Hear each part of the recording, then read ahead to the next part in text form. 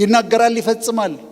ይዋሽ ዘንድ እግዚአብሔር ሰው አይደለም፣ ሐሰትን ይናገር ዘንድ የሰው ልጅ አይደለም። እሱ ያለውን አያደርገውምን? የተናገረውን አይፈጽመውምን? እኔ ያደረኩትን ነገር ሁሉ እንዳታደርግ፣ እኔ የጠጣ ነበር እንዳትጠጣ፣ እኔ እደባደብ ነበር እንዳትደባደብ፣ ፕሮሚስ ግባልኝ፣ ቃል ግባልኝ። ቃልህን አትፈጽምም ወይ? ካንተ አንደበትም አይደለ ወይ የወጣው? ጨዋ ሰው ቃሉን ይጠብቃል እንላለን። ፈጣሪስ የማወራላችሁ ስለ ፓወር ኦፍ ፕሮሚስ ነው፣ ስለ ፕሮሚስ ነው። ተስፋ ስለተገባ ቃል ኃይል በጣም ባጭሩ ምነግራችሁ ስለሱ ነው። ይሄንን ለማስረዳት ሐሳቤን ለማስረዳት ሁለት አጫጭር ታሪኮችን እናገራለሁ። አንደኛው የሰማሁት፣ አንደኛው ደግሞ ያነበብኩት ነው። ከሰማሁት ልጀምር። የሰማሁት ኬኒ ሮጀርስ ከሚባል የካንትሪ ሚውዚክ ዘፋኝ ነው። ወጣት ሆኜ ካንትሪ ሚውዚክ ወድ ነበረ። እነ ኬኒ ሮጀርስን፣ ዶን ዊሊያምስን፣ ዶሊ ፓርተንን መስማት በጣም ያስደስተኝ ነበር። ታዲያ ከኬኒ ሮጀርስ የሙዚቃ ስራዎች በህይወቴ የማረሳው ለምን ነበር የምወዳቸው? እኔ ታሪክ ነው የሚነግሯችሁ በሙዚቃ ስራቸው። እና ኬኒ ሮጀርስ The Coward of the County የሚል የሙዚቃ ስራ አለ። The Coward of the County የከተማው ፈሪ ሰው የሚል እና ይሄ የከተማው ፈሪ ሰው ኬኒ ሮጀርስ ሲናገረው በሙዚቃው ቢሰድቡት መልሶ የማይሳደብ፣ ቢመቱት መልሶ የማይማታ፣ ሊደባደብ ሲል ሲመጡ የሚሸሽ ፈሪ ሰው ነው። እና ታሪኩን ሲናገር ምን ይላል? ከተማው የካውንቲው ሰው ፈሪ ነው የሚለው። ታሪኩ ግን የሆነው ምንድነው? የዚህ ሰው አባት እስር ቤት ነበረ። እሱ 10 ዓመት ሆኖት የ10 ዓመት ልጅ ሆኖ አባትየው እስር ቤት ነበረ። እና አባትየው ሊሞት ሲቃረብ ልጁን ይጠራውና እንደዚህ ይለዋል፣ እኔ ያደረኩትን ነገር ሁሉ እንዳታደርግ፣ እኔ የጠጣ ነበር እንዳትጠጣ፣ እኔ እደባደብ ነበር እንዳትደባደብ፣ ፕሮሚስ ግባልኝ፣ ቃል ግባልኝ። ፕሮሚስ ሚ ሰን ኖት ቱ ዱ ዋት አይ ደን ይለዋል። ከዛ ይሄ ልጅ ቃል ይገባለታል አባቱ እንደማይደባደብ እንደማይጠጣ ነው ቃል ይገባለት። ስለዚህ ሲሰድቡት አይሳደብም፣ ሲደበድቡት አይደባደብም። ቃሉን ጠበቀ። የኔ ህይወት እዚህ ጋር ማብቂያ ነው፣ ያንተ ደግሞ ሊጀምር ነው። ፕሮሚስ ሚ ሰን not to do the things I done. Walk away from trouble if you can ብሎታል። ልጁ ያንን ጠብቆ ፈሪ መስሎ ኖረ።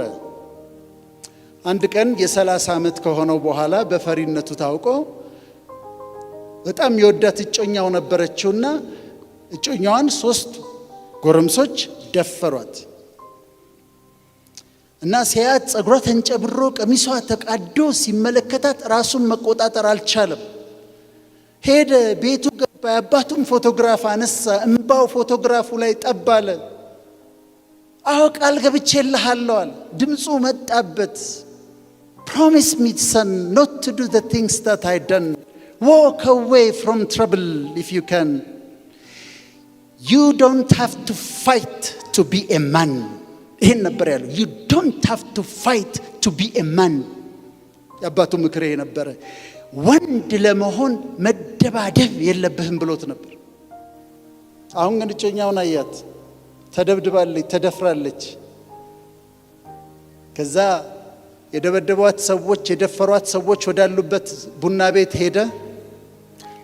የሎ መጣሉት፣ ፈሪው መጣሉት፣ በሱ ነው የሚታወቀው። ሄደና በሩን ቆለፈው፣ 3ቱ ባሉበት እጮኛውን ባለችበት። ከዛ ለአባቱ እንደዚህ ያለው፣ አባቴ ቃል ገብቼልህ ነበረ፣ አንተ ያደረከውን ላለማድረግ ቃል ገብቼልህ ነበረ። ግን ዳዲ ያለው sometimes you got to fight when you're a man አለው። 3 ደቂቃ በማይፈጅ ጊዜ ውስጥ 3ቱን ሰዎች መሬት ላይ ጣላቸው። sometimes you got to fight when you're a man አለው። 30 ዓመት ግን የጠበቀው ምንድነው? የአባቱ የገባለት promise me son not to do the things I done. Walk away from trouble if you can. promise ነው። መጨረሻ ላይ ግን ካቅም በላይ ስለሆነበት በ30 ዓመቱ ፕሮሚሱን ሰበረና ለአንድ ቀን sometimes you got to fight when you're a man አለው። አንደኛው ስቶሪ ይሄ ነው። ወደ ሁለተኛው ልሂድላችሁ። ያነበብኩት ነው፣ አሜሪካን ሀገር ነው እና አንድ አባት የ14 ዓመት ልጁን በስፔሻል ኦኬዥን ሬስቶራንት ይዟት ይሄዳል። አንድ ምርጥ ሬስቶራንት ሊጋብዛት ፈልጎ ሬስቶራንት ይሄዳሉ። አባትና ልጅ ሴት ልጁን ይዞ ሬስቶራንት ቦታ ይዞ ሊታዘዘው ዌይተር ይመጣል። ከዛ ዌይተሩ ይመጣና እዚህ መመገብ አትችልም፣ አንተም ልጅህም እዚህ መመገብ አትችሉም ይቅርታ ይለዋል። ለምን? ይሄ የቪአይፒዎች ሬስቶራንት ነው፣ በፍጹም እዚህ መመገብ አትችሉም ይለዋል። አባት ልጁን ያዘው፣ የ14 ዓመት ሴት ልጁን ያዘው። አስቡት፣ እኔ 14 እና 13 ዓመት ሴት ልጅ አለኝ። ምን እንደሚሰማው አስቡት። አትችልም አለ። ማኔጀሩን ጥራልኝ አለ። አሜሪካ ታውቃላችሁ፣ አንድ ነገር ችግር ሲገባ ማኔጀሩን ጥራ ነው የምትሉ። ማኔጀሩ መጣ። ማኔጀሩ ደግሞ በጣም ትቢተኛ የሆነ ሰው ነበር። ምንድነው አለው።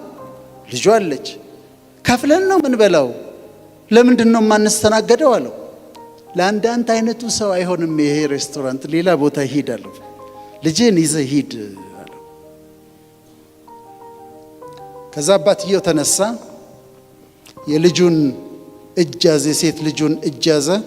ለማኔጀሩ እንደዚህ አለው፣ አይ ፕሮሚስ ዩ አለው፣ አይ ፕሮሚስ ዩ ከዓመታት በኋላ ከጥቂት ዓመታት በኋላ ተመልሼ እመጣለሁ፣ ይሄንን ሬስቶራንት ገዛዋለሁ፣ ከልጄ ጋር እዚሁ ጠረጴዛ ላይ ምሳችን እንበላለን፣ አንተን አባርሃለሁ አለው። ከዛ ሲወጡ ለልጁ እንደዚህ አላት፣ አይ ፕሮሚስ ዩ ከዓመታት በኋላ መጥቼ ይሄንን ሬስቶራንት ገዛዋለሁ፣ እዚች ጠረጴዛ ላይ ምግብ እንበላለን ልጄ ሆይ። ይሄንንም ሰው ያባርራለሁ አላት። ሄደ፣ ጠንክሮ ሰራ፣ ለልጁ የገባውን ፕሮሚስ ለመጠበቅ በርትቶ ሰራ፣ አጠራቀመ፣ ተመልሶ መጣ፣ ሬስቶራንቱን ገዛው። እዛች ቴብል ላይ ከልጁ ጋር ምሳ በሉ። ከዛ ትዕቢተኛውን ማኔጀር በክብር አሰናበተው። ፕሮሚስ ነው። ሁለቱም ሰዎች ቃል የገቡትን ቃል ፈጽመዋል። ቃልን መጠበቅ የጨዋ ሰዎች መለያ ነው። ቃል ትገባላችሁ፣ ትፈጽማላችሁ። ቃል ፈጽም ተናግራችሁ የዲሰንሲ መለኪያ ነው፣ የክብር መለኪያ ነው ቃልን መጠበቅ። ሰው ጨዋ ሰው ቃሉን ይጠብቃል እንላለን። ፈጣሪስ ለአይሁዶች ያህዌ፣ ለሙስሊሞች አላህ፣ ለክርስቲያኖች እግዚአብሔር፣ እሱስ ቃሉን ይጠብቃል? መጀመሪያ ይናገራል ወይ ብላችሁ ስትጠይቁ ኢዮብ ነግሮናል። በአንድም በሌላም መንገድ ይናገራል ብሎናል። በህልም ይናገራል፣ በሰው ይናገራል፣ በሲቹዌሽንስ ይናገራል። የሚናገር ሕያው አምላክ ነው እሱ። በፈለጋችሁት ስም ጥሩት። ቃል ይገባል። እንደውም ቁርአኑንም መጽሐፍ ቅዱስንም ብታነቡ ለሰው ልጆች ቃል ሲገባና ሲፈጽም ነው የምታገኙት። ለአብርሃም የቁርአኑ ኢብራሂም፣ ለዮሴፍ ለዩሱፍ፣ ለሙሴ ለሙሳ፣ ለዳዊት ለዳውድ፣ ለሰለሞን ለሱሊማን ቃል ሲገባላቸው ከዛ ቃሉን ሲፈጽምላቸው ነው የምታነቡት።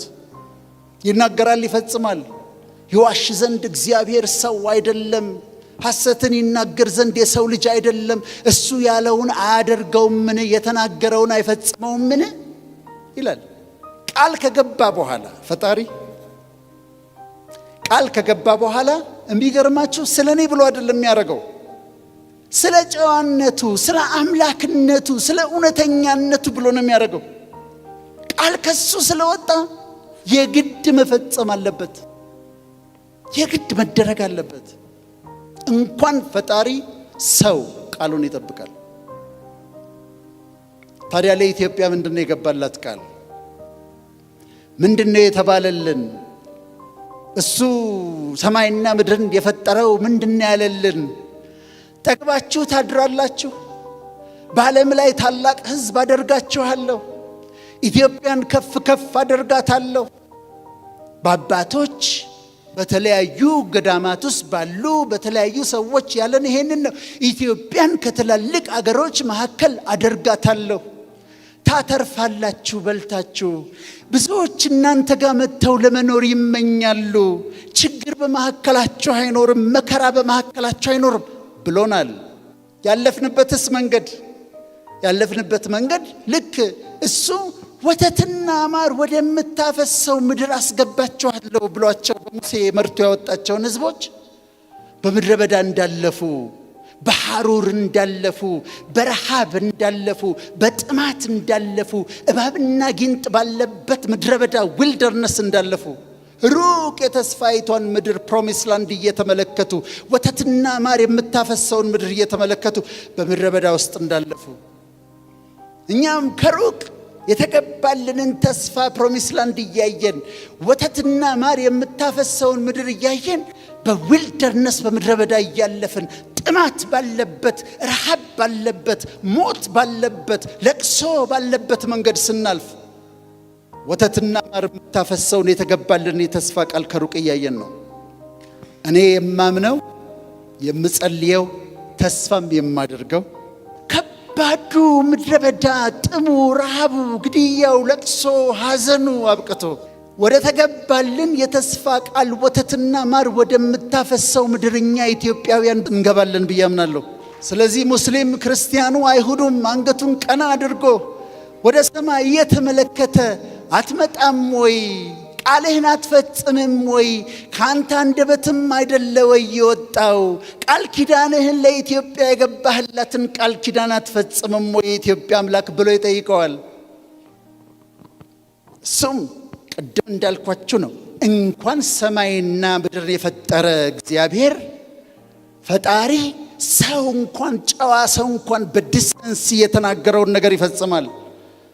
ይሄ ሰማይና ምድርን የፈጠረ የኢትዮጵያ አምላክ ከፍ አደርጋችኋለሁ እንዳለን፣ ሰላም እሰጣችኋለሁ እንዳለን፣ በልታችሁ ታተርፋላችሁ እንዳለን፣ አውሮፓውያን መጥተው አብረዋችሁ ለመኖር ይመኛሉ እንዳለን፣ የኢትዮጵያን ከፍታ በዘመናችሁ ታያላችሁ እንዳለን መልካም ቃሉን እንደሚፈጽምልን ይህንን አምናለሁ።